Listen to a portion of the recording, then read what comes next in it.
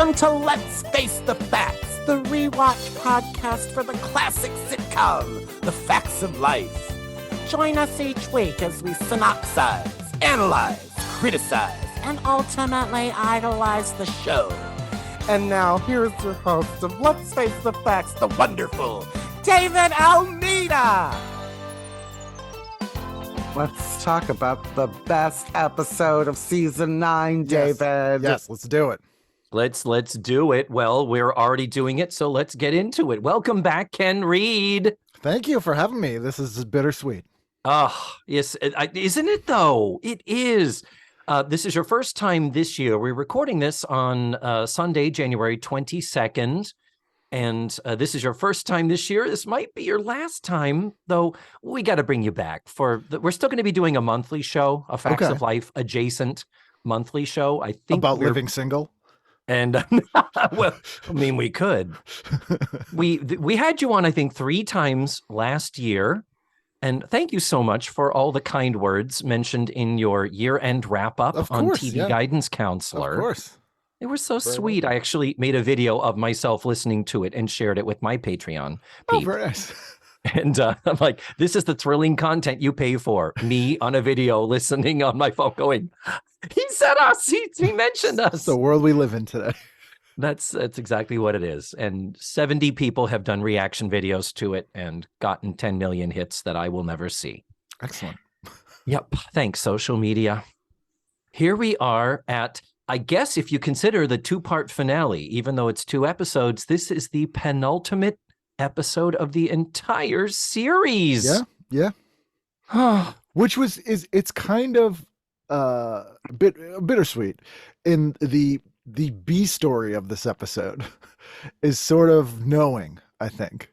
Yeah. Oh, you're so right. You're so right. We'll talk about that.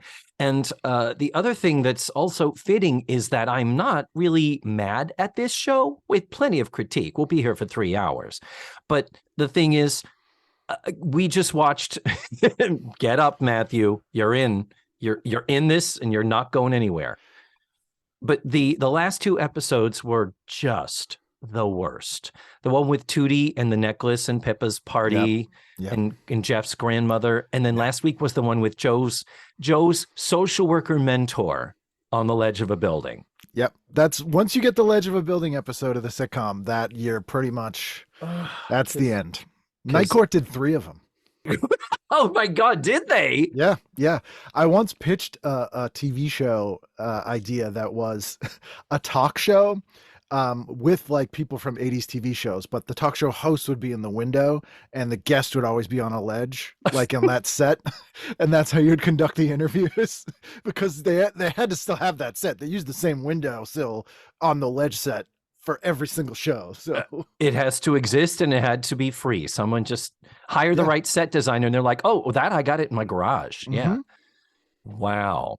The Golden Girls did one, and it is in the Golden Girls community considered the worst episode of the series. Well, how about we get into some facts about this episode? This is our penultimate attempt at a backdoor pilot. We know the Facts of Life did not ever pass up the opportunity to do a backdoor pilot, and we've even imposed a few on the series, and this is one that they thought was going to go. So it looks like they did want Natalie to be a part of it. Do we know? I didn't get that impression. I felt like because at the end when she moves back to Peekskill, like they made such a big deal out of her not really moving there. I feel like they would not have kept her on the show. I feel like she would have been replaced with here was my thought. You know the friend she mentions that's the model? Oh, Casey, yeah. Casey, who I don't think we've ever seen on the show before, right? We have not, no. I feel like she'd come back. Oh, maybe. That would make sense. Okay. I completely got that she was coming back and that the first episode of the series would be her return with her stuff. I guess this is a glass half full thing. Are you half Natalie or no Natalie? Yeah, I don't know. Maybe I guess I could go either way. I could see it going either way, but they made it's, you know what it is? I'm sure you know what this is. This was their way out. This was their escape clause, as in based on what they presented us, they could have done either. Sure. And it wouldn't have contradicted anything. Just like the first episode of The Facts of Life, where you have different strokes. And how many times does Philip Drummond say, Mrs. Garrett, you can come back to your old job anytime you want. If your sitcom fails, you can come back and be an our sitcom again. So that's my Conrad Bain impression. You're welcome. Oh, was it? It was very good. We thought it was your Nell Carter. Was that? Jesus. It sounded a little bit more like his twin brother. Yeah, I'm still working on my Boner Bain impression. We all are. Yeah, Boner Bain. Mrs. Bain, you're pregnant with twin boys, and she's like, I will name them Conrad and Boner. Yeah. Now, where's that sitcom spinoff? Conrad and Boner. That name You call it Bane of my existence. Oh, Sheboygan. And there it is. A comedy genius of the TV Guidance Counselor, folks. I'll get to it once you get further into the episode, but I have to say, upon rewatching this, it held up better than the entire last season of the show. It's the best episode of the season. And it's I think it was very proto Friends, almost to a T, to a character T, and probably would have been much better. Oh. I'm not a fan of Friends, but yeah. Matthew, remind me, do you hate Friends or is it you've never watched Friends? I just don't get it. It's like Seinfeld for me. I just don't get it. It's just not. I kind of love Friends. I'm sorry. A lot of people do. I don't care about any of them. It's just 5 self-absorbed people instead of 4 self-absorbed people like Will and Grace and Seinfeld. Here's why I think it would have been better. And this won't ruin anything we'll talk about in a minute. No, it's fine. Go ahead. These characters were all struggling, which is how you would live in New York City. True. And so that is the difference. They're not rich people complaining about bullshit no one cares about. And you're watching them and being like, fuck these people. Shut up. Yeah. Like these people have like a, it has a blue collar like struggle to survive, especially since, they're all in difficult roles, either in the arts or whatever they're doing. And I liked that idea. I agree with you. There was an early Friends episode that did kind of address this, where they were like, let's go out to a fancy dinner, or let's go out to dinner again. And they sort of quickly found this split and this divide, because you have Rachel, who's a waitress, Joey, who's an actor, and I think it's Phoebe, who's an LMT. When the three of them are like, we don't make the kind of money these others do. Monica is a professional chef. Ross is a doctor of paleontology, and I think he's tenured as a professor at 26 or whatever, and Chandler has had an accounting job forever. So they did smartly create this divide of, there were 3 of them who were much more financially secure than the other 3, but then people didn't care about that. They just want to see wish fulfillment. Yeah, that's it. It was definitely it was something they didn't pursue enough. And then over time, when it was abandoned, then Rachel became a fashion consultant for Ralph Lauren. How do you do that? Well, it's just as easy as getting an article in the New Yorker. Oh, apparently. God damn it. God damn it, Ken. I was waiting for us to get to that point. You stand-up comedians always got to be the first to strike. Not understanding improv and letting the moment happen organically. Oh. If there's a Facts of Life fan out there that is not familiar with at least one episode of season 9, and this being the one, they are not a fan. That's true. Yeah. Oh no, it's Everybody. one of the big ones. Absolutely. Well, in the facts, we're just going to talk about, let's journey back, shall we, to the other backdoor pilots. Back in 1981, we had Brian and Sylvia. That was supposed to be about the interracial couple. That was kind of revolutionary for its time, not well executed. Twice they tried to do the military school about Stone Military Academy, and neither time. It's like, and those had some pretty well-drawn characters and some relationships going on, arguably a little bit better than what we're presented with here. Here we're still being given a lot of rough material that isn't quite fully formed yet. But I'll say this, and if you look at the history of sitcom, there's not a lot of successful sitcoms where the main protagonists are teenage boys. Yeah. They're not good sitcom fodder. Oh, wow. You're right. Even like Leave It to Beaver and Dennis the Menace, like once they reached a certain age, the show gets like, you're like, what's wrong? And they're Malcolm. very like, Malcolm in the Middle. The and... Wonder Years is a anomaly, and I think again that's because it's shot like a movie. But whenever they've tried to do it, it failed. Like that show Spencer with Chad Allen. Was it Chad Allen? That I don't remember. He's the one who was married to Hilary Swank, right? Yeah, that was terrible. Like it just doesn't work for whatever reason. Oh, Chad Lowe. Chad Lowe. Yes. Yeah, Rob Lowe's brother. Yes, brother? Chad Lowe. Yeah, Chad Lowe. Yeah, there it is. Yeah. But it doesn't work. Like young, interesting. like preteen boys, cool. Teenage girls, cool. Teenage boys, no. Yeah, even Silver Spoons. When you turn it on and Ricky is get kind of oily and pimply faced, and and his voice is changing. You're right. It's kind of like, what the fuck? Different strokes. When Gary Coleman's voice started to dip, that was like, and he's still only 4'8", and you're like, what is happening? But Facts of Life, One Day at a Time, like there's a ton with Who's the Boss, really, like when Samantha was a teenager, like it all works, but for whatever reason, teenage boys, forget it. So that's my theory on the Military Academy show. Okay, that is a very valid theory, and I've never thought of it. But you see, that's it. With all of the TV you talk about and you've revisited with all your TV guide exploration on your podcast, Ken, this is the insight that you bring, which is why we fucking love having you here. Thank you very much. Damn it, I'm going to miss this. Okay. And you are not difficult to look at. Well, thank you. I use a lot of filters and good lighting. Wow. Any hoozle. Then, of course, we have this one, Big Apple Blues, then one coming up next week, the Blair taking over Eastland. There's others going on here that aren't in those official clickbait articles that you find. Like, it seems to me like The Center. When we brought Paul Provenza and The Center into the mix and Blair buys it, so now Blair is Joe's boss, we're like, where's that show? I would have fucking watched that show for another 9 years. Provenza told me that was the intent, was to do a spin-off sitcom of him running that show and it wouldn't have Joe in it. It wouldn't have Blair in it eventually. Like it would just be about The Center.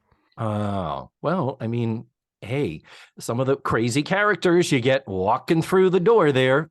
And, they wanted kind of a head of the class thing, he told me, where, like the kids are almost like that. And he's kind of the Howard Hessman.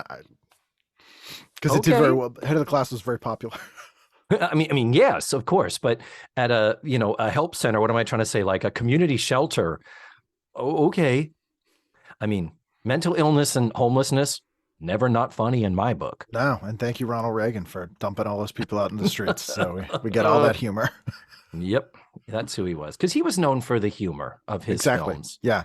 There was Blair and her law professor. Remember how she and he had that thing where somebody speculated there was some hanky-panky there and it wasn't true? And then they brought him back and had her in the legal firm. Matthew called this, that was a no-brainer. That was called Legally Blair, what you would have called that show, because she was a proto Elle Woods. And they even seem to imply the very beginnings of something romantic between her and the professor, even though he was the fucking creepiest dude we have ever wasn't had on he this show. Married too? That was like it was like, not only was he older, but I feel like he was also married. I might be in wrong. The first one, yes. By the time we get to the second one, he is divorced. Okay. So at the end of her winning the case for him by her completely unorthodox methods, he's like, well, maybe I need to thank you, Miss Warner, and perhaps you might even get paid. And she's like, well, then you can take me out for a cup of coffee. This sort of, And I'm like, why would you want to be alone with this person? Paid in kind. E pluribus unum. That would have been the second title they pitched. Yeah. Yeah. We thought there was an interesting show possibility with Tootie and Jeff and Natalie and Snake. So remember, Jeff and Snake, they clashed. Jeff, he is a football star. He is a marine biology major. He may or may not still be dyslexic and unable to read, but he's not a working man like Snake. So they were clashing in that episode. And we thought that would have been an interesting quadruple if they four had to end up living together. We thought that title of the many titles we speculate. I thought My Girlfriend's Best Friend's Boyfriend. I thought that would be a good title. When Joe's future husband, Rick, meets her dad, Charlie, it is suddenly revealed out of nowhere that Charlie used to be a jazz saxophonist. And Rick, being a concert pianist, they play together and finally find common ground at the end of that episode. Matthew said, Charlie's place, there it is. He and Rick buy a club together. Rick and Joe have to live over it. He's always trying to get his mob buddies to leave him alone. He's not in the game anymore. You know? Yeah. I'm not running numbers here. Come on. It's legitimate business. and again, remember, he wasn't in the mob. His time in prison was that some of his colleagues stole typewriters and he left the door unlocked. Yeah. And he ended up in prison for, a couple of years, for some time, for being just an accessory to this thievery. It's like, really? Even though in real life, he killed a guy. Oh yeah. You've talked many times about how Alex Rocco basically fled Massachusetts. Yeah, he started the Italian-Irish Mafia Wars in Boston and left. Hey. Allegedly. Just saying. Yeah. And the last one we speculated was the one we mentioned earlier, Tootie and Jeff and Jeff's grandma, that old battle axe played by Bea Richards. It's like grandmother-in-law. It would have had to have the two of them living with this cranky old woman. And yeah, I'm sure there's other. I had a couple. Oh, go. Who was the guy who was the stand-up comic? Oh, the black guy that Tootie became his manager while she was still in high school? Yes. I speculated there was one about him trying to make it as a comic because they were like really focusing on him for a bit. I suspected the nacho, like the Mexican restaurant that Senor Sombreros. Yes, like that would be one about that. Sure. And then the two-parter in LA, I was like, are they trying to move one of like Tootie to LA to be an actress and this will be like the spinoff? Down and Out in Malibu. Yeah. It could be that Richard Mall is always touring, and so therefore they just live in his house, which is the set. That's where they were. Very true. Those all could be. There's a lot of sets that they built. And you've said many times, season 9, right now, we are in this backdoor pilot bonanza. And now we finally get one that is 100% truly intended to be its own show later. And it has an entirely filled out cast list of many people, including some people who would be very famous. Let's talk about the ladies first, because it seems like they did not end up in as famous a place as the gentlemen did. Though, Ken, if you know stuff, please let me know. But let's get this out of the way so we don't have to talk about it when we get to the show. The actress she's credited as Michelle Smith, but she goes by Michelle Little now. She is Claire, the blonde girl who does some type of meditation and is also a studio artist and a painter artist and a little bit. I think they wanted her to be kind of a little new agey and woo-woo. And she would be the Phoebe. Yeah, totally would be the Phoebe. And she has credits. The biggest one being My Demon Lover with Scott Valentine. Friend of your podcast. Exactly. Is that a name that Ken just dropped? I have the world's largest collection of My Demon Lover memorabilia, by the way. Do you? Certified by Scott Valentine. Oh, that's so nice. He was such a great guest on your show. He's the best. He was so nice. She was pushed for a bit. There was like a period from like 85 to 90 when she was kind of hot as like I don't mean like she was hot. I mean like Hollywood hot. Yeah. And they were putting her in a lot of things because she's a very likable actress. She almost has like a Callista Flockhart later kind of thing going on. Yeah. But not as kooky. And has that sort of Téa Leoni, like she's pretty but she's goofy kind of thing. Like she can do like physical comedy. Yeah, she's great in My Demon Lover. Like legitimately is very good as the lead in that movie. Oh yeah, I've never seen that. That's one of those on the lengthy list of movies you recommend that I need to see. This would have been a good role for her, I think, if she got in a sitcom. Well, on her Wikipedia page, it says she retired in 1995 to raise a family after giving birth to her daughter with her husband, Brett Cullen. I looked up Brett Cullen. I'm like, okay, he has a little link to his name. Click. I don't think I recognize him from much, but he has 145 credits in a 42-year acting career. He is, oh my God. He was on Lost. I don't remember what character particularly, but he was on Falcon Crest and The West Wing, many, many others. Brett Cullen, good God. Have you ever tried to contact him? No, but he's like a classic, guest star guy. Like, I don't think he ever had a lead in a show, but he works with 2 or 3 gigs a year, at least every year. Yeah, he is making bank, man. He is working so much. So he's got to be good at what he does. And so according to the records and what you see on the internet, it doesn't show that she has gotten back to it. Almost 30 years later, yeah. Yeah. But yeah, so she was good, as were all of the people in this show. Nobody was really bad. I would say maybe Richard Grieco as comedic actor, that had some questionable. He plays a dumb guy well. Again, he's the Joey.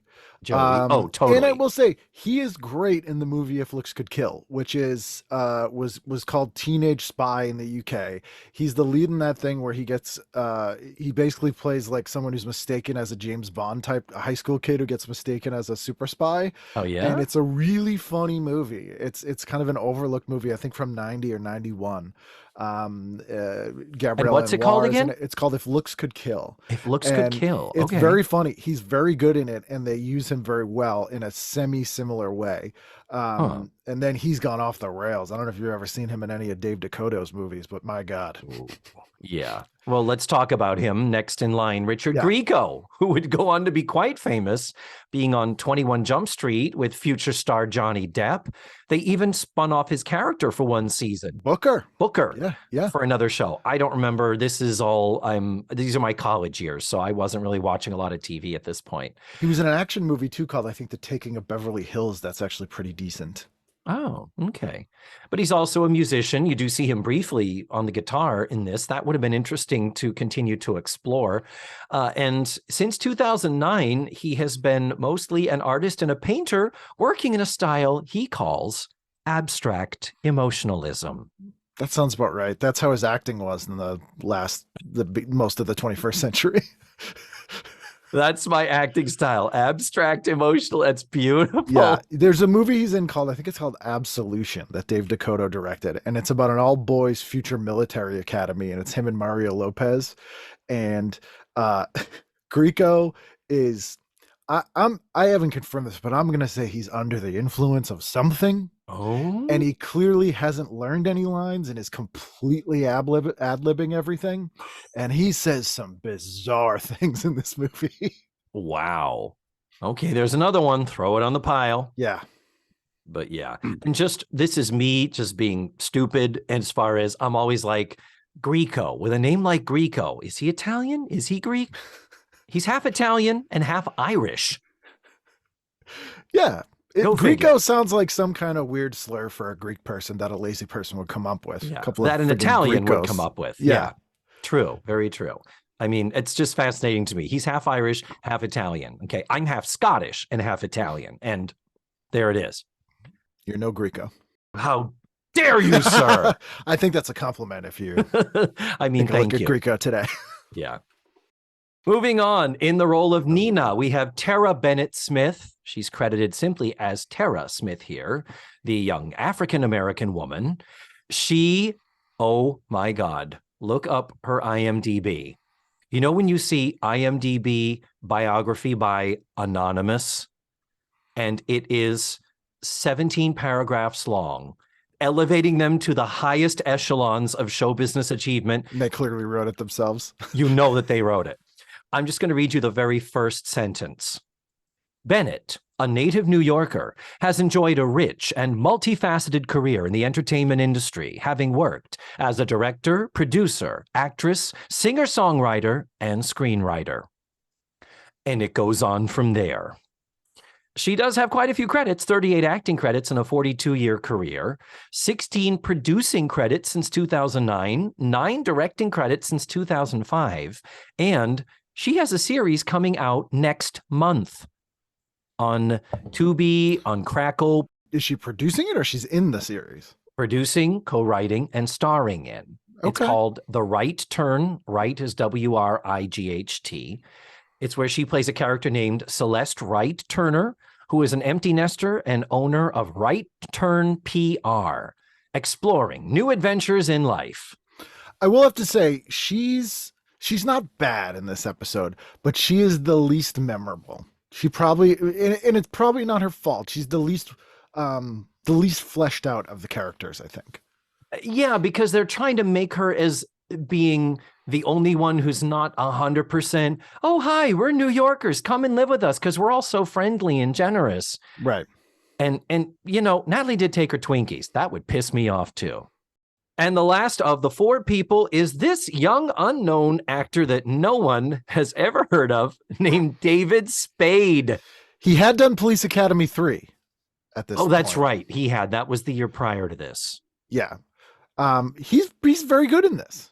He is good, and I wondered how much of it was the writing and he was just right for the character, or did they tailor it a little bit once they cast him? Because the one thing you have to say is he bursts into this sitcom fully formed as David Spade, as we know him to be, as he always was, even on SNL. And that was kind of jarring to me in the best possible way. And I like that they didn't make him a stand-up comic. Oh, God. Oh, yes. But that would have made perfect sense. Like, you're in New York. It's the late 80s. Oh, totally. Yeah. Someone making to be a stand-up comic. And it really works. And I still to this day think about if this show had gone, he would not have been on SNL. He got SNL the year after this. Yeah, because he started out kind of as a writer. As a writer and all that. Yeah, he ended up being an actual player from 90 to 96. And then Just Shoot Me was 97 to 03, which that was such a weird career move for him to do an ensemble show like that, to be in a supporting role, when simultaneous to all this, he had done big screen movies like Tommy Boy in 95, Black Sheep in 96, and then we'll go on to voice Emperor's New Groove in 2000, and then Joe Dirt in 2001. He stopped in and did my weekly comedy show once. He did. They were filming Grown Ups 2, I think, in Massachusetts. And he came in to do a set. It was very, very nice. Oh, my next question was going to be, do you know him? Because it occurs to me you very likely would have crossed paths with him. He's in town in a couple of weeks. I'm still trying to. He said he would do a TV guidance counselor at some point. So shut the fuck. I'm hoping. I actually was literally going to email him tomorrow. And obviously, if this happens, we will discuss this episode. Oh please! Oh God! Please! So please! If you have, I'll let you know if I get him. If you have any specifics, we can. Okay. And I will say, Spade's character is like the Chandler and the Ross, if they're like a one character. Yeah, okay, I'll give you that. What we don't have is we don't have a nerdy character, because Spade's thing was he was always so confident. He was, the scrappy little skinny dude, but he just always came in full force with this I don't give a fuck personality, and it's so commendable. But they fed into that with that balcony scene, because you realize it's a false bravado. He's overcompensating. And that would have been an interesting character trait to explore. Oh, yeah, totally. Absolutely. It's a shame. It was really early in his career, and that was asking an awful lot of him. And I don't feel like... And a stand-up comic, I mean. Yeah, I don't feel like he fully succeeds, but we'll talk about that in more detail at some point, I'm sure. Okay, so that was a lot of foundational work, and now we don't have to talk about that when they come into the show. Let me quickly get the nuts and bolts out of the way here. This was written by Martha Williamson. We've talked about her many, many times. This is her 8th of 8 shows. She previously wrote Concentration in season 7. I've said it before. That's one of our favorite episodes, with Nehemiah Persoff in the elevator as the Holocaust survivor. Oh, yes, that one. Yeah, Nehemiah Persoff should have had an Emmy. Should have gotten nominated and should have fucking won an Emmy for that. But then in season 8, she wrote some of our least favorite episodes. Another Room, where they make the other room in the attic. That was just there. Yeah, that's just there. The attic, which is, next to the bedroom, even though it was above the bedroom when we had Ryan Cassidy living up there. But anyway, she wrote both of the Cinnamon episodes, Off-Broadway Baby and A Star is Torn. Do you think she was just a big Stacey Q fan and wanted to meet her? Maybe. Just like the one who wrote the Jermaine Jackson episode was probably a Michael Jackson fan. Of course. And couldn't get him. Get you Jermaine. Yeah. I know you asked for Michael for Christmas, but the store had Jermaine. I know you wanted a Cabbage Patch doll, but here is the Lettuce Patch Kid. Here's a boiled dinner, baby. Corned beef and cabbage. Yes. She also wrote in season 8, "This is only a test," which is like, okay, fine. And she wrote the first half of the Richard Mall Down and Out in Malibu episode. And Less Than Perfect. She wrote the one where Blair permanently scars her face forever and ever until the next week. What was that? And lastly, Martha Williamson, you will recall, most recently has seen great success producing and writing the Signed, Sealed, Delivered series of TV movies on the Hallmark Channel. I've heard of them only because of this. I've never watched one, but apparently there's like 13 of them. It's a big deal. And it's directed by John Boab. Hallelujah. Don't need to talk about him anymore. So now, Ken, is when we finally get to giving us the TV guide synopsis of the episode. Can you please tell us in 1 to 2 sentences what happens in Big Apple Blues? Natalie starts a new life in New York City with a diverse group of roommates. Beautiful. Beautiful. Is that what you had, Matthew? I had the girls have a garage sale. Also known as Blair can't take her eyes off Beverly Ann's clock. Yeah. What? Clock. And we mean that with air quotes. Yeah, that was the Beverly Ann beloved clock thing. God bless Cloris Leachman. She can commit to anything. She sells it. Damn. But you talked about this, Ken, very much like if there was ever an indicator like, we think the show is about over now. Let's start selling our shit off.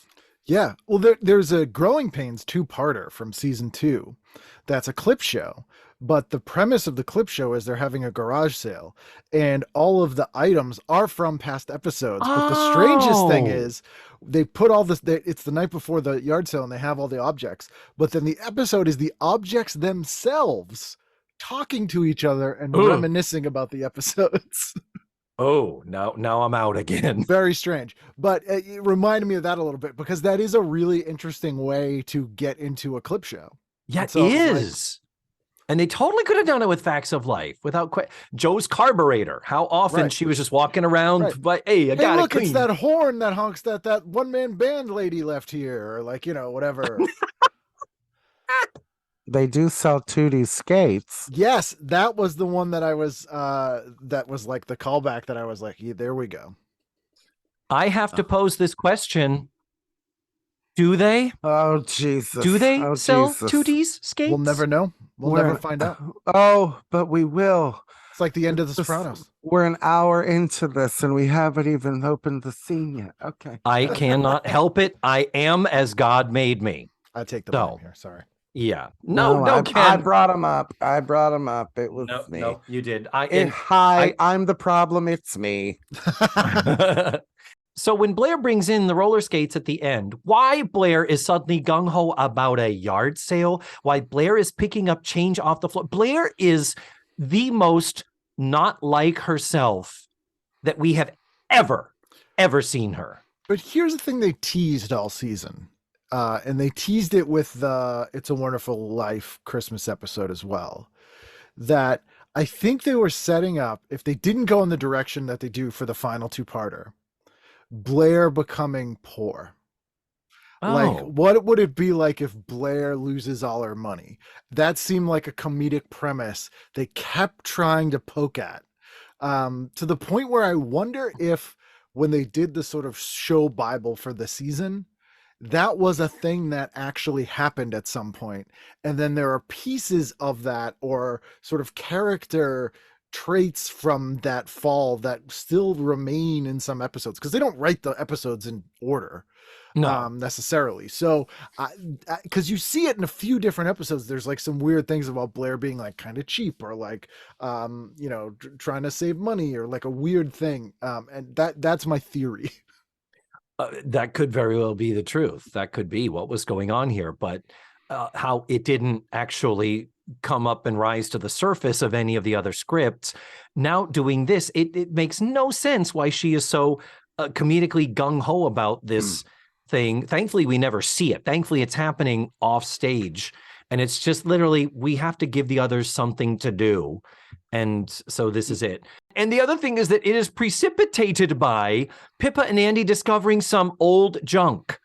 And we've talked about this before. They have not lived at this house long enough for there to be old junk, for there to be dusty shit in the attic, which we have seen in the past. And so that whole thing is also preposterous. My suggestion for the writers was to change it to where Blair was offended by the idea of a garage sale. Her being like, I'm not gonna fucking come down 25 cents off of a Chanel skirt. You know what I mean? Like that kind of thing. Like Blanche says, I don't want somebody trying to knock 10 cents off my I lost my ass in Vegas cup, you know. But then I liked how Blair was into it when she ran in and was like, hey, you think I can sell these? Like, I kind of wanted that to be her thing where she's like, a garage sale, gross, but then come running in and being like, okay, making it's 25. Yeah, I'm making deals here, and woo, the shit is going. Like, kind of I don't know. I kind of liked that idea of her enjoying it when she came running in and goes, can I sell Tootie skates? She doesn't need them.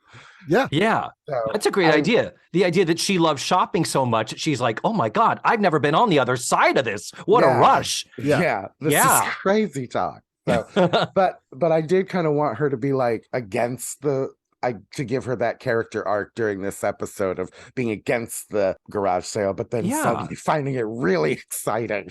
Well, isn't there a line, am I remembering correctly? I feel like, didn't she say somewhere throughout the series where she said, well, we went to a thrift store to see if we could find something, but then I found out those clothes have been worn before. Yeah, that is earlier. And I also was hoping, when this first aired, I was hoping that the yard sale would be over our head stuff. Oh, yeah. What the fuck happened to that? That would make so much more sense. Oh, I mean, but back to this roller skate debacle here that we have to deal with. So Blair coming in saying, can we sell Tootie's skates? And Natalie says, well, you can't sell Tootie's skates. She went through puberty in those. So I had to do the deep dive. I had to say, well, did she go through puberty in those? Because there was that episode called Another Room where they initially are up in the attic. And Tootie, if you recall, her skates are kind of hanging by the window, and they're covered in dust, by the way. Covered in dust. They've lived in this house for 2 years. And she's like, oh, look, my roller skates. And I remember saying, those are not her roller skates. Those don't match any roller skate that we ever saw her in season 1. And I thought, well, these ones that Blair presents don't match those others. So I did go back and I looked at all 13 episodes of season 1, and I found no fewer than 5 different types of roller skates. Fancy. That they had her in. Can you believe? I was shocked too that there were that many. But I won't go through them in great detail. Interestingly, there's one pair that matches her Eastland uniform. They're maroon and blue. There's one that matches the gym uniform, which is the yellow and navy blue. They gave her coordinating skates. She's got Monday through Friday skates. Yes. But there is a pair that's tan with red wheels that she wears on the horse when the flash flood happens. Yeah, she also rides a horse in her roller skates. Well done it. The early episodes have her in standard white high tops like you'd get at a skating rink. And then there's also a pair that are low top, light blue with 3 stripes. And I have to eat my own words. Those match the ones in the Another Room episode that Tootie references. The Adidas style. Yeah, exactly. Now, None of these 5 skates that I have just described are bright royal blue shiny high tops like the ones that Blair brings in. So Blair, sell those skates because those were never Tooties, according to this show. And I think we all feel better now that we went on that journey to find out the truth. Here's a theory, though. Oh, God. Maybe they were skates that she bought for her wedding day. And they hadn't been used. Damn it. She just had them. They were like the special occasion skates. Oh, man. There it goes. Another rabbit hole. You gotta get Kim Fields in your show and you gotta ask her. Because that makes it even worse if you're selling. Yeah. We'll ask Diana, the costumer, say, you were planning a Tootie wedding with bright blue roller skates, right? That was going to happen there. Okay. So the meat of this episode, we've covered the the fat, as it were. Why couldn't this episode have just started at the apartment? We could have started in the hallway of the apartment. Tootie and Natalie could have been, are you sure this is the place? Yes, this is the place where my friend Casey said, here, come and stay at her loft in Soho anytime you want. I'll tell you why. Because they had to pay the cast anyway. God forbid you send an actor home and pay them and not let them do anything. You're getting some work out of them. Yes, that's how the theme parks work also, I can say. So anyhow, that was just, I'm like, this is so extraneous and we could have had more time to further develop these characters and their relationships. But the longer form, I'm not going to do a synopsis, but Natalie, driven by freaking out over her final, being one of those people that probably got an A and is like, I flunked my final. I'm leaving school. They're going to kill me. They're going to bury me alive. So Tootie says to her, you know what? How about we forget about all this? I've got an audition in New York. Why don't you come into town with me tomorrow? And Natalie's like, well, why don't we make a whole weekend of it and stay at this loft in Soho?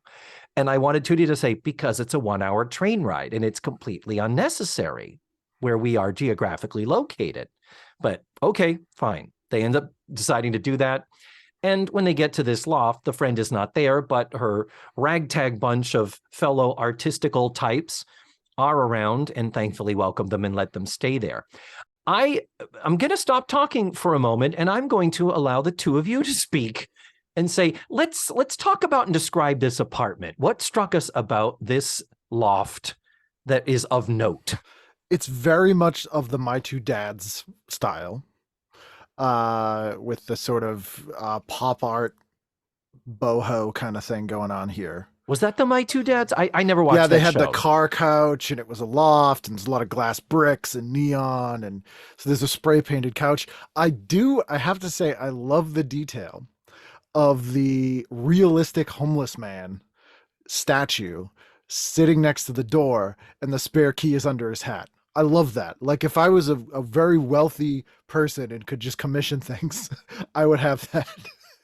No, it's genius. That was a great little addition. It's a good gag. And side note, when this reminds me that one of the other spinoffs they could have done was about the teenage prostitution ring in New York. Trying to recruit Tootie. It'd be like a funny yeah. Oh, that creepy ass dude in the purple suit answering the payphone. Oh my God, yeah. Matthew, talk to us about what did you think about the apartment? What struck you? I liked how many little places there were to play. I thought they had a lot of different places to put stuff. It struck me a lot like the Big Bang Theory set as well, and that they've got the kitchen while in the same room is almost a completely different set, so I liked that. And I thought it was open, obviously ridiculous because in New York that loft it would take 5 people paying the money to stay in that. But although late 80s, yeah, in a shitty neighborhood, you could maybe get, a loft apartment for 5 people in it. Because the bed situation, they have like makeshift beds and bunk beds and and clothing racks as room dividers. Yeah. And I mean, they leaned hard into that, struggling people all sharing an apartment. And Charlotte Rae herself talks about this is kind of what she had with Cloris Leachman and Paul Lynde in their early days. She talks about Cloris would bring guys back to the apartment and be fucking them while she's got like a sheet hanging between their areas. My biggest problem right off the bat was Tootie as an actress is so grossed out and weirded out by this bohemian lifestyle. Like She comes off as a real like a real suburban priss in this one. Yeah, and I was like, I read that as Kim Fields being angry that clearly Natalie's getting the spinoff treatment. Oh. And why couldn't they have kind of set it up for both of them? Why couldn't that have been a thing? That with their besties and I bet Kim Fields, I mean, knowing nothing about Kim Fields and not knowing her personally, I bet she would not have wanted to share the spotlight in a spinoff. She would have wanted her own spinoff. Wow. But then she did Living Single, where she didn't really get top billing there. That was 6 years later. Sitting by the phone, waiting for it to ring will change your point of view. Yes. So I love that there's the kitchen table at which they eat is a makeshift plank of wood on a bathtub. Yep. The refrigerator and the sink are just standalone. They're just in the middle of the, like, there is no, other than the bathroom, that little tiny room off to the side. This is everything. This is their entire living space. The balcony. Yeah, the balcony is there too. Yeah. But I was like, okay, wow, it is huge. And remind me, I forgot to write down the math. I usually obsess over this. So David Spade says, since Casey is not coming back from this gig, that the rent has gone up by $200. $200 each, yeah. So there is, what is there, four of them? 200 each? Yeah, because where are we supposed to get an extra $200? And that's when Richard Grieco goes, I can't sell any more blood. I cut myself shaving and nothing came out. Yeah, so it's 200 each. So I thought it was 200 for that, because remember Three's Company, that apartment was $300 in Santa Monica. No, so that would be I thought it was $800 times 5. What's that? 800 times 5, that's $3,000. Yeah, that probably sounds right to me. Really? In the late, see, I would have thought it was okay. I don't know. So, and who's to say that is a rabbit hole we don't need to go down, because we've got so many others here. What else? Let's just talk about, let's start throwing some stuff at the wall. What do you want to discuss, boys? Tootie has two good outfits in this episode. She looks great, has like full-on control Janet Jackson look going. Yes. Into Rhythm Nation. Like, it's because earlier in the seasons, they, like previous season, they go more control shoulder pads, but they're like Rhythm Nation Janet Jackson in her. And in the first one where they go to the apartment, she's got kind of like a leather strappy bondagey Rhythm Nation thing on. Looks very good. Yeah, she looked good. And her hair was varying levels of large and up and down. And yeah, Kim Fields looked really good in this episode. But I will say, Natalie, when the first scene especially, they dress her in one of the worst outfits I've ever seen her in. She appears to be in a full body dress with like a sweatshirt over it. Yeah. But like a collar peeking out. That's the same yellow. It's awful. It's not the nicest thing she's worn. No. Well, it's just as lovely as that jacket she puts on with the one lapel that has lace on it. Yeah. And is it the one with the big weird corsage thing? And then at the end, she's sitting in her living room with a scarf over her shoulder, typing as you did in 1988. She might have a little bit of arthritis. Yeah. I just thought, and I know, I get it, exposition. You've got to really hit hard with who these characters are. You've got 23 minutes, even though, was it just me or did this episode feel long? It does. It feels like a two-parter. Yeah. Agreed. It felt like a 40-minute episode by the time it was done. I was like, wow. Supersized. There. But they really, I thought, did as well as they could, slamming who these characters are right from the beginning. I mean, you've got the tough broad, you've got the Rose Nyland, the everything is beautiful, but still kind of realistic, and the Richard Grieco, and who first line when he walks in, directors are the worst. Okay, he's an actor. The little ponytail. And watching, oh God, that ponytail. Take off that ponytail, Richard Grieco. Yeah. The mullet was fine. It was 88. Nobody cared that your hair was long in the back. But there's a line where they're doing laundry and 23-year-old Richard Grieco says, "Take my socks, make my day." And I fainted. So I have no idea. But I like that character moment where she's like, "I'm gonna go do laundry." And he goes, "Okay, I'll be on watch," and brings a bat with him. So yeah, it's like this is 1980s New York. This is tough, man. This is absolutely. If I were in the room where Richard Grieco's dirty socks and underwear were, he would need a baseball bat to I'll tell you, away from them. That's probably something we could make happen today. And I literally mean today.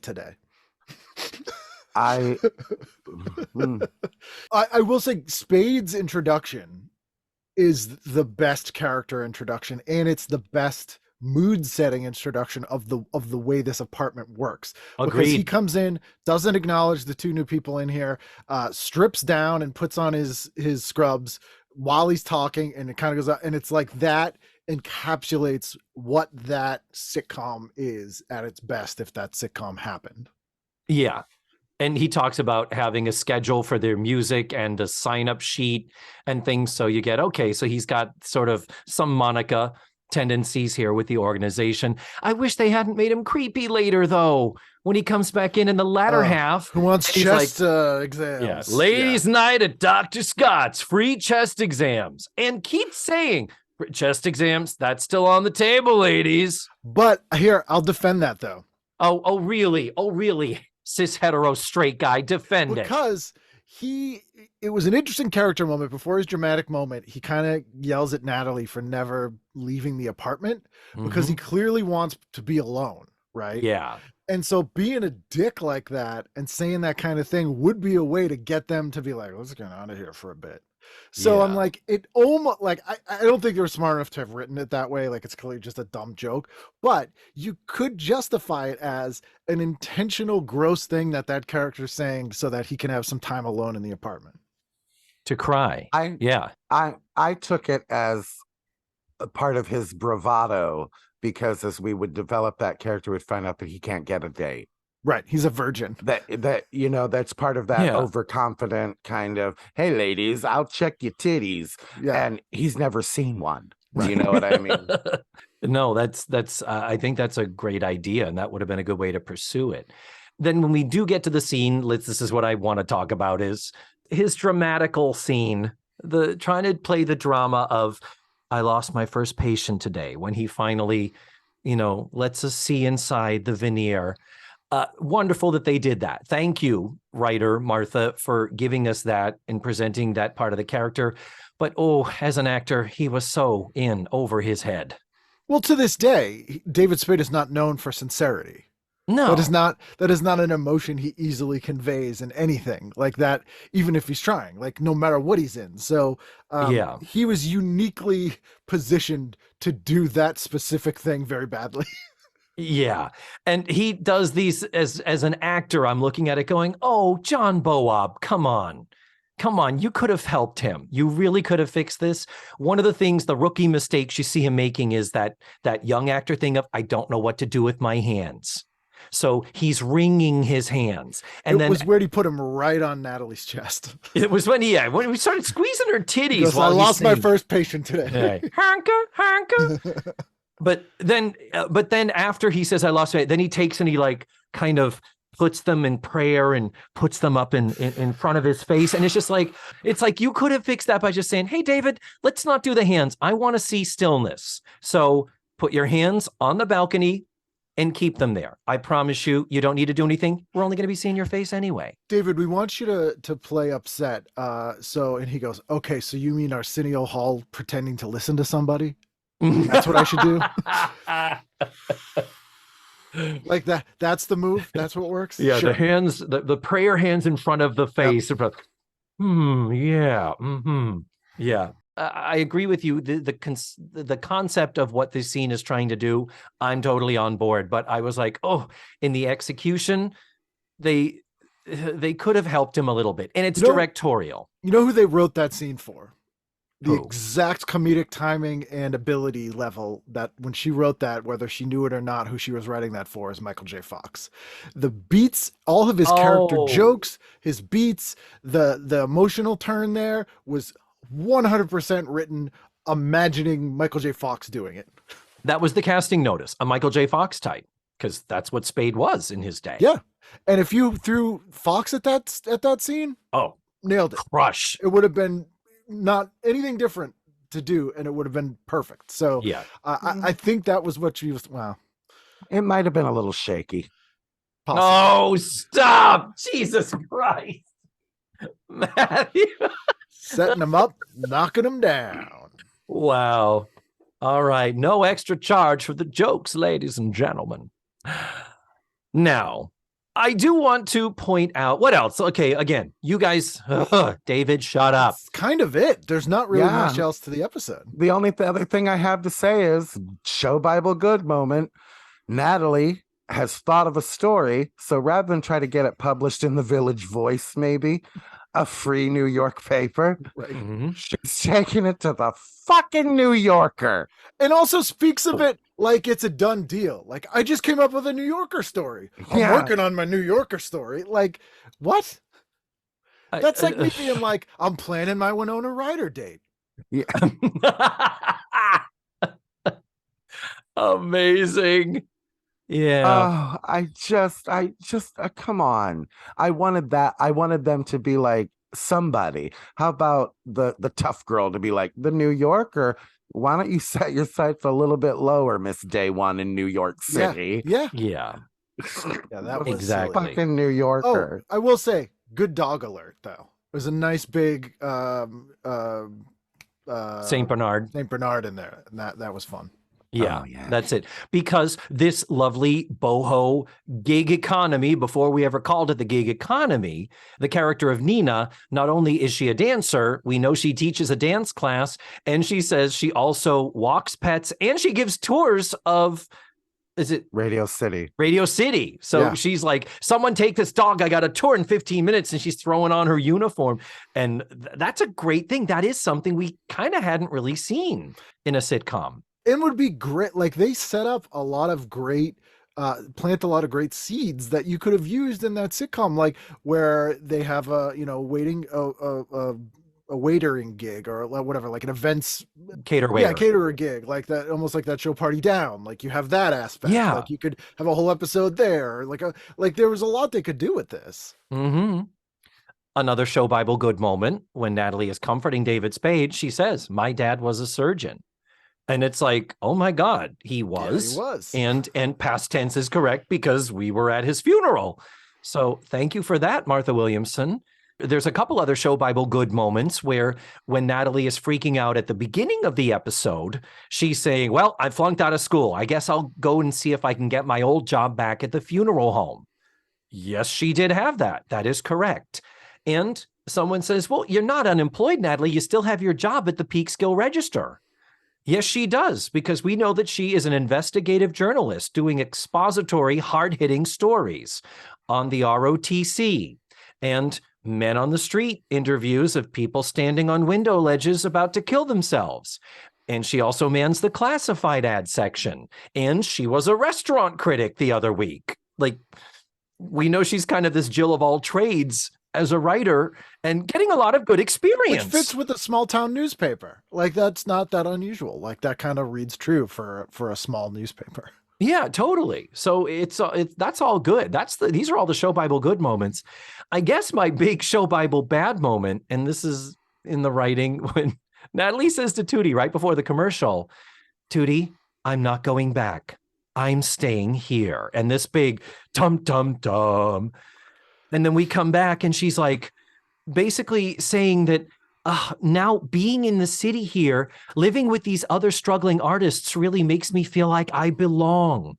New York is the creative center of everything. It's like, being in Peekskill is small potatoes. Here I'm feeling inspired and I've already started writing things, because I've been in Peekskill the last 9 years. And, I grew up in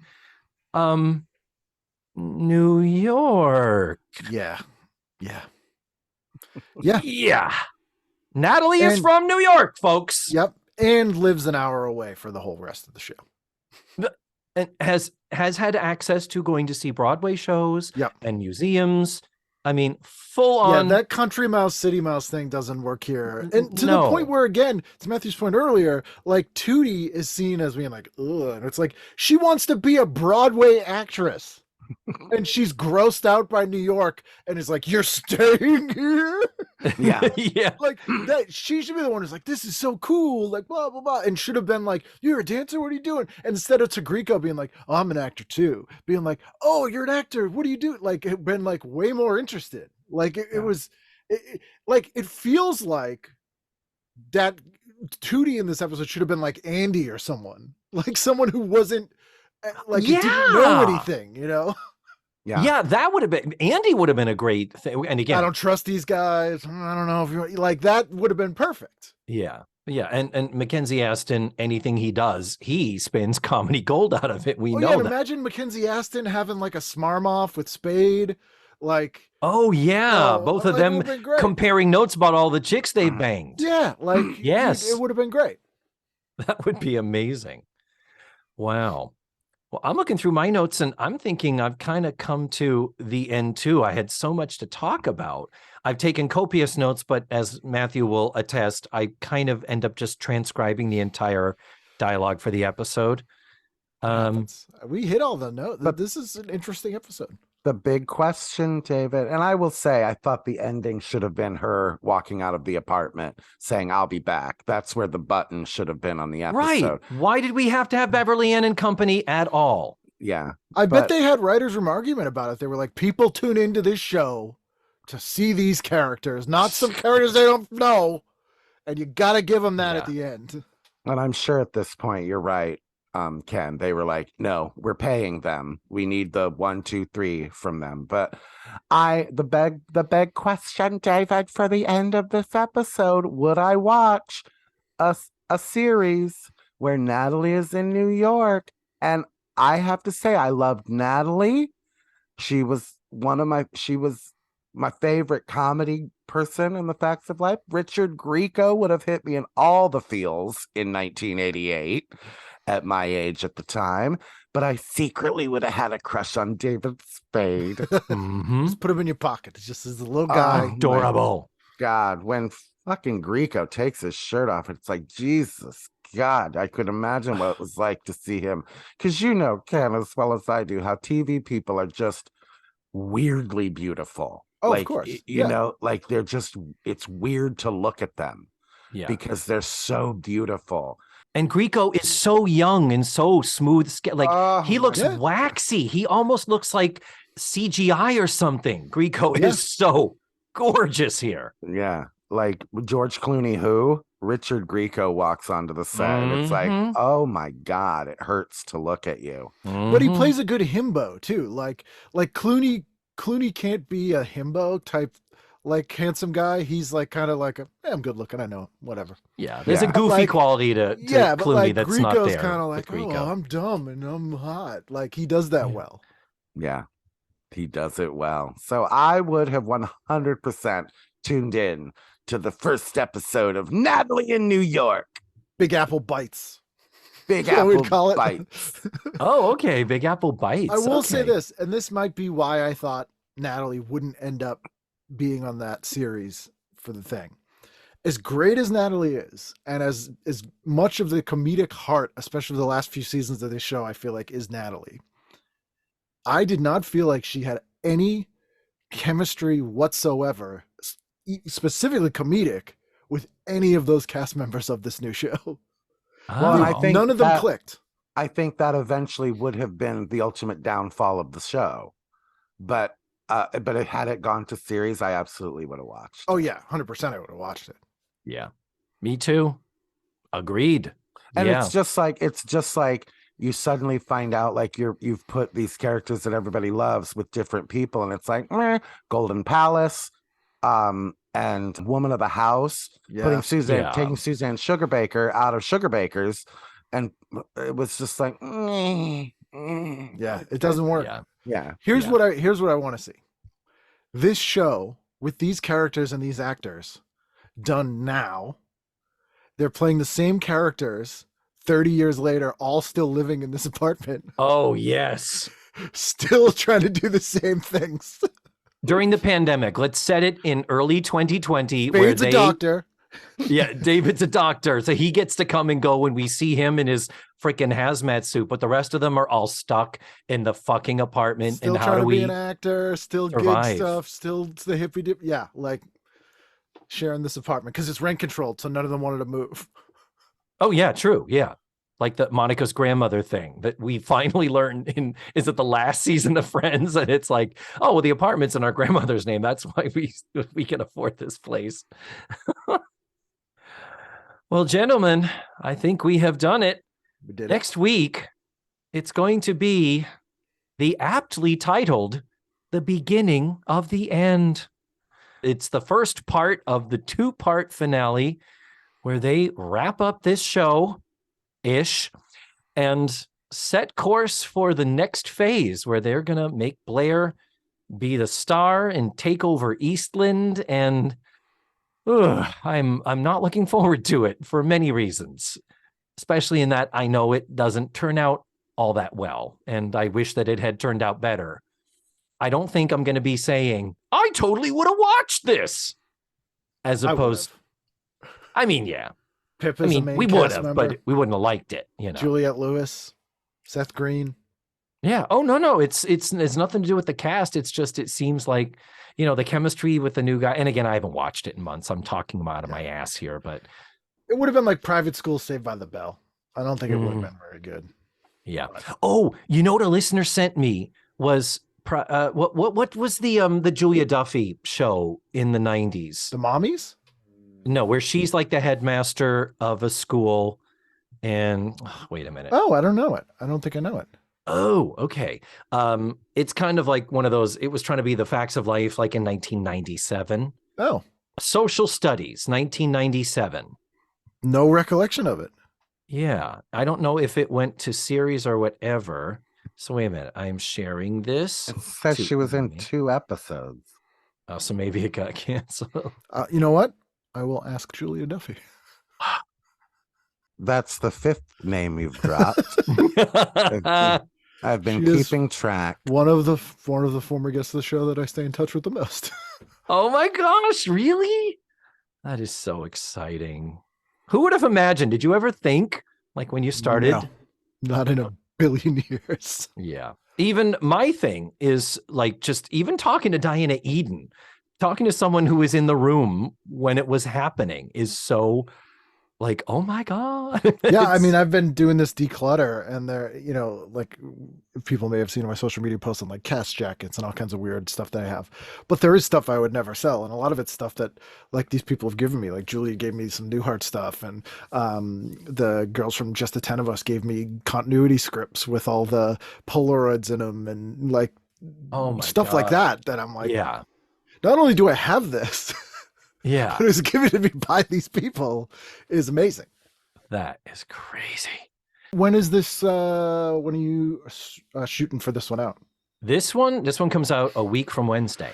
Oh, so that will be the week that I have Tracy Lords on. Oh my God. You Number got Tracy 6. Lords. Yeah. Number 6, Tracy Lords. She's the best. She's awesome. And oh my God. I've known her for a long time, and been trying to get her on the show, so we finally did it. And it's a fun one. Oh, Where in that's Massachusetts is she from? She's not.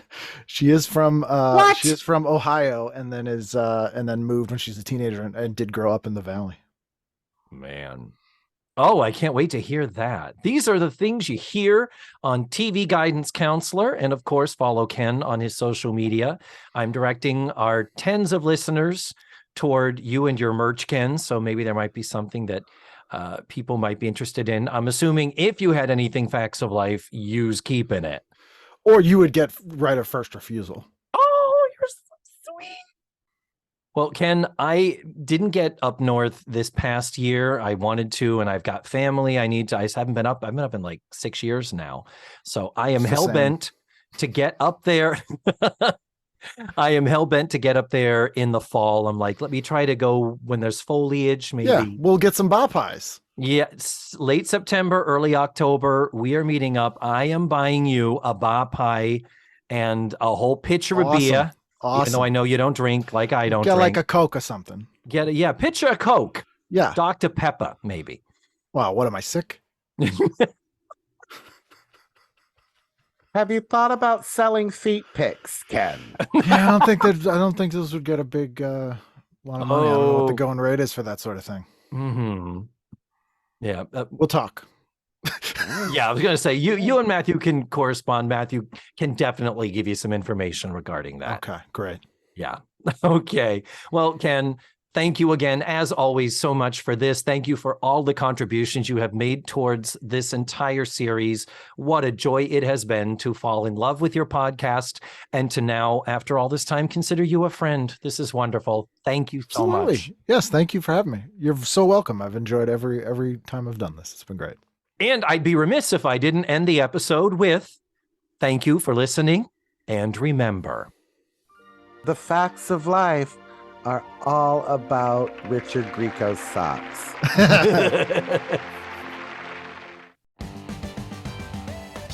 Let's Face the Facts was created, produced, written, hosted, and edited by the wonderful David Almeida. Our theme song was beautifully arranged and recorded by Ned Wilkinson. Please visit FaceTheFactsPod.com for supplemental photos and videos, links to social media, and ways that you can support the show. And don't forget to subscribe, rate, and review. This is Matthew Arder saying tune in again next week for another thrilling episode of Let's Face the Facts.